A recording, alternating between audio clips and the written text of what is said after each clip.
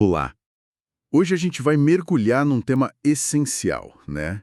O que, afinal, define a nacionalidade brasileira? Parece simples, mas envolve umas regras bem específicas na Constituição, na lei de imigração. Vamos dar uma olhada em como alguém se torna brasileiro, seja por ter nascido aqui ou por escolher depois, né? Vendo os critérios que o Brasil usa, tipo o lugar onde nasceu, o ius solis, e também a descendência, o ius sanguinis. E para guiar a gente nessa conversa, temos nossa especialista para analisar os detalhes e o contexto todo. Exato. Nacionalidade é, assim, esse vínculo jurídico-político fundamental entre a pessoa e o Estado, sabe? É o que define quem faz parte do povo brasileiro. A gente vai analisar como a Constituição e outras leis, tipo a Lei de Imigração, lidam com isso. Certo. Então, vamos começar pelo, digamos, básico. Quem já nasce brasileiro? O chamado brasileiro nato.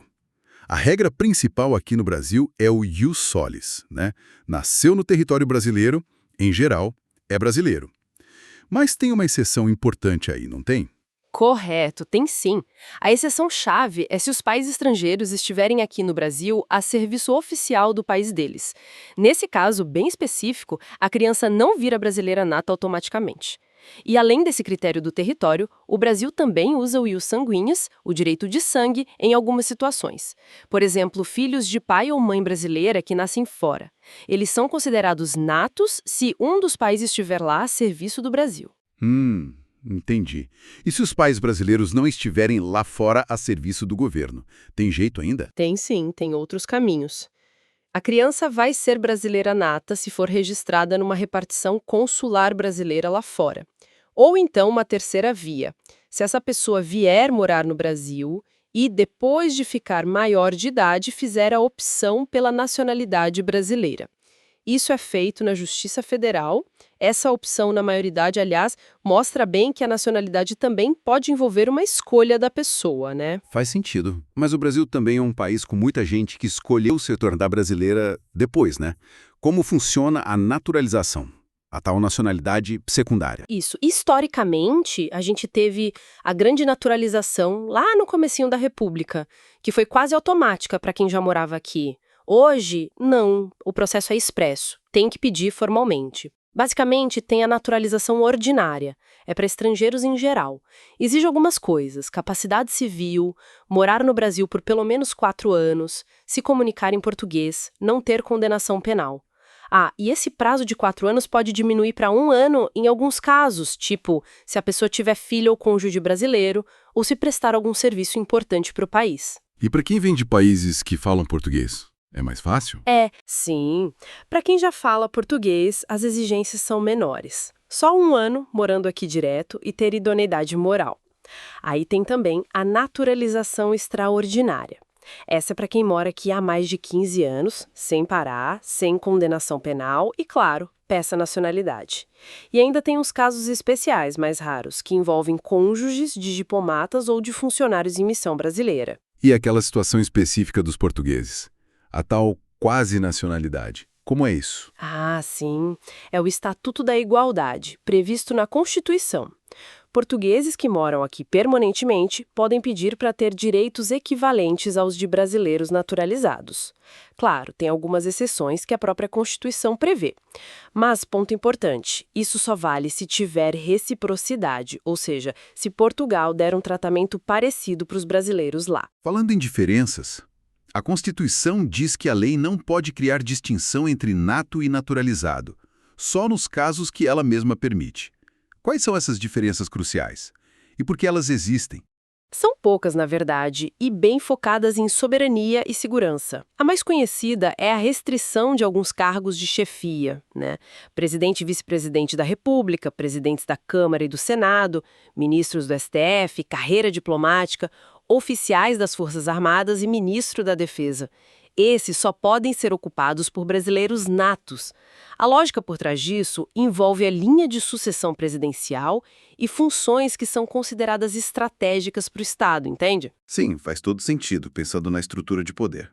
Que mais? Bom, tem também 6 vagas no Conselho da República que são reservadas para cidadãos natos. Outra coisa é a propriedade de empresas jornalísticas e de radiodifusão, sabe? Mídia. Só pode ser de natos ou de naturalizados há mais de 10 anos. E, por último, a extradição. Brasileiro nato nunca, jamais pode ser extraditado. Já o naturalizado pode, mas só em duas situações bem específicas. Crime comum que ele cometeu antes na naturalização ou se ficar comprovado o envolvimento com tráfico de drogas. E sempre depois de uma decisão judicial, claro. Aí um detalhe importante. Crime político ou de opinião não é motivo para extraditar ninguém, nem nato, nem naturalizado. Entendido. Para a gente fechar, teve uma mudança recente bem importante sobre perder a nacionalidade brasileira, né? Muita gente com dupla cidadania ficou ligada nisso. Exatamente, foi a Emenda Constitucional 131 de 2023. Mudou bastante as regras. Antes, se você adquirisse outra nacionalidade voluntariamente, podia acabar perdendo a brasileira. Agora, a regra geral mudou. Ter outra nacionalidade por si só não faz mais você perder a brasileira.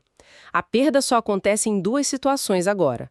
Ou se cancelarem sua naturalização por decisão judicial, por fraude no processo ou algum ato contra a ordem constitucional, ou se a própria pessoa pedir expressamente para perder e mesmo assim só se ela não for ficar sem nacionalidade nenhuma, ou seja, apátrida. Foi um alívio para muito brasileiro que mora fora, com certeza. E quem perdeu a nacionalidade antes dessa emenda, por ter pego outra, consegue de volta? Consegue sim. A emenda permite que quem renunciou de forma expressa possa pedir para readquirir a nacionalidade brasileira originária. Tem que seguir os procedimentos legais, claro. Então, resumindo a nossa conversa, ser brasileiro pode vir do nascimento aqui, da descendência, ou de uma escolha formal depois, a naturalização. E as regras buscam um equilíbrio, né? Mas mantêm algumas diferenças importantes para cargos-chave. E agora tem essa proteção maior contra perder a nacionalidade, principalmente para quem tem laços com mais de um país. É isso. O sistema brasileiro mistura o critério do território e o solis com o de sangue e os sanguíneos, o que reflete a nossa história, a nossa sociedade complexa. E essa mudança recente sobre a perda da nacionalidade, ela acompanha uma tendência mundial, sabe? De aceitar mais a dupla nacionalidade e, muito importante, de proteger as pessoas contra a apatrídia, que é vista como algo muito ruim no direito internacional. Fica então a reflexão, né?